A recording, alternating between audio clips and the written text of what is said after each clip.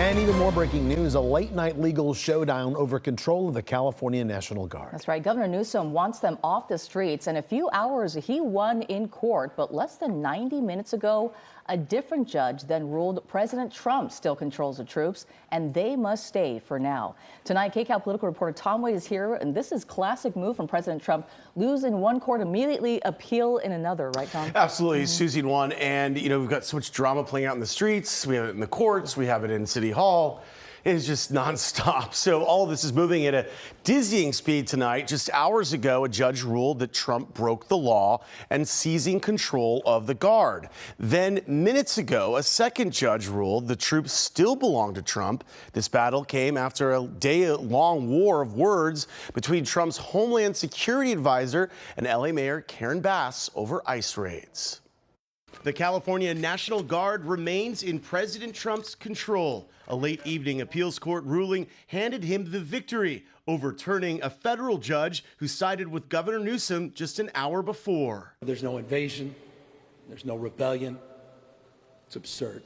The judge's ruling comes as Department of Homeland Security Secretary Kristi Noem arrived in L.A., blasting Governor Newsom and L.A. Mayor Karen Bass after days of protests, claiming the feds won't back down, plan to ramp up their raids, and have names of tens of thousands of people to arrest. We are not going away. We are staying here to liberate this city from the socialist and the burdensome leadership that this governor and that this mayor have placed on this country. National Guard troops have not been out in the streets of downtown LA, but they are helping with immigration enforcement operations. This president has repeatedly said that he's going after criminals and the worst of the worst. But according to new numbers released by the Trump White House, that statement is false. So far, of the 330 arrests since Friday in Southern California, just 113 have criminal records. I do not know Kristi Noem that I served with for 10 years. LA Mayor Karen Bass, surrounded by faith and community leaders, fired back at Secretary Noem, lashing out at her and President Trump for sending in the military. To characterize what is going on as our city is a city of mayhem is just an outright lie. I'm not going to call it an untruth. I'm not going to sugarcoat it. I'm going to call it for what it is, which is a lie. This is isolated to a few blocks in a city that is over 500 square miles. Right. Secretary Noem says Trump's decision to send in military to LA is widely supported. The people across this country are so grateful.